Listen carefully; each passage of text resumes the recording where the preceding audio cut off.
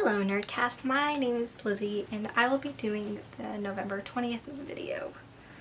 The reason I chose this day is really unoriginal. It's my birthday, so yay, happy birthday me. What I want to talk about today is the effect that John and Hank Green have had on my life. In 2007, when they first started Brotherhood 2.0, my sister was really into it. She was in high school and it was just something she was really into and watched and talked about a lot. So it was something that I knew about, but I kind of had my own things I was into as like a 10-year-old. So I didn't really think about the Vlogbrothers until May of 2011 when I read my first John Green book. I read Let It Snow because I saw it at my local library and I saw John Green, Warren Johnson, and thought, hey, I know who both of these people are. So I read it and I loved it. And that was really what introduced me to young adult fiction. So I read that, and then I read the rest of John Green's books, and I read Maureen Johnson's books, and I read like Sarah Dessen and a lot of other young adult authors. Then I didn't really start watching Vlogbrothers and Brotherhood 2.0 until November of 2011 because my sister and I went and saw John Green talk at Butler University here in Indianapolis.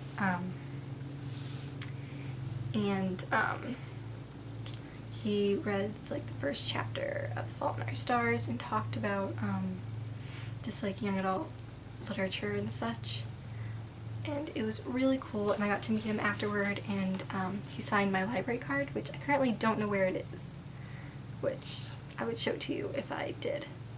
But yeah, after that I was really inspired to watch all the videos and become involved in the community because it was just like so many people who there, and I thought this was just really cool. So I watched all of their videos and such, and yeah. In January of 2012 I got my first iPod. It was a first generation iPod Touch. It was 8 gigs, but it was cheap and I loved it. And one of the first things I did was I downloaded a texting app because I didn't have a cell phone at the time, and I wanted to be able to, text people and such. And the texting app I got was called Text Plus, and it had this feature called Communities where you could search like an interest or something and look at communities people had created that involved that thing. So for a long time I didn't really use that feature, but after a month I decided to give it a go, and I searched Nerd Fighters, and right away this community came up and I joined it, and I made all these cool Nerd Fighter friends, and I'm friends with a lot of them still, but I just thought it was really cool.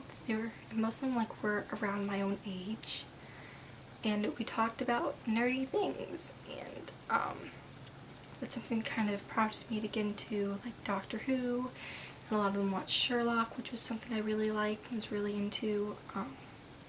It's just something I really liked and thought was really cool. And it's also something that through that I kind of got into the fandom side of Tumblr. I had a Tumblr, and I'd had it for a long time, but I was kind of what some people call a hipster blog.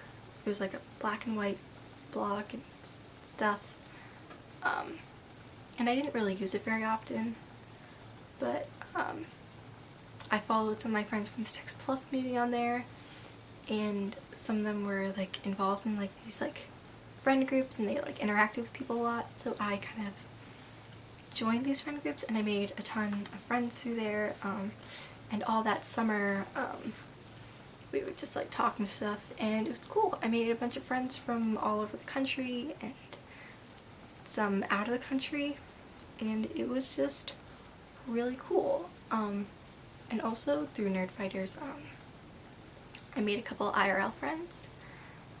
My best friend Kat and I became friends through Nerdfighters and Doctor Who. It was our shared interest, and then she helped me get into Homestuck, which is kind of a big part of my life now. It's something I cosplay and go to conventions and meetups, and that's also how I met my boyfriend, was through Homestuck cosplay and stuff.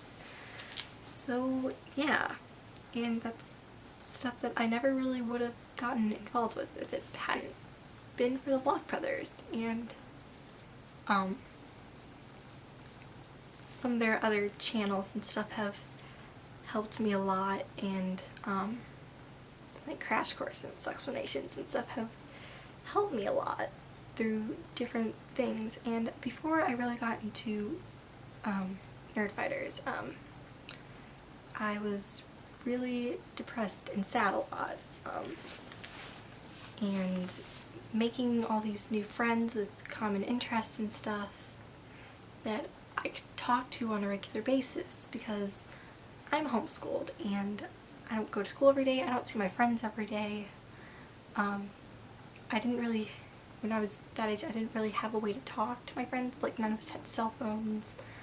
A lot of us didn't really use the computer much, so I didn't really have a way to talk to my friends, because I'd see them like maybe once a week at my like homeschool co-op. And this was a way I made all these, you know, cool friends who had similar interests, like similar nerdy interests that I didn't share with like my school friends and stuff. So yeah, that's kind of my story. Yeah, if you would like to see me elsewhere, I have two channels that I'm on here on YouTube. I have my personal channel, which is Awesome Lizzie 13, and I'm part of a collab channel, which is currently on hiatus, which is called Nerdcast Daily. There should be links to both of those in the doobly-doo, and I'll probably also have a link to my Tumblr down there. So if you're interested in like Homestuck and anime and Doctor Who and Sherlock and such, and like pretty pictures and things, you can follow that if you feel so inclined.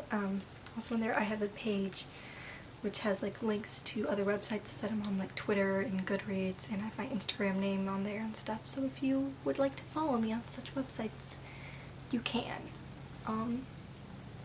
And yeah, I'm really grateful that I got to be on this channel, and yeah, bye!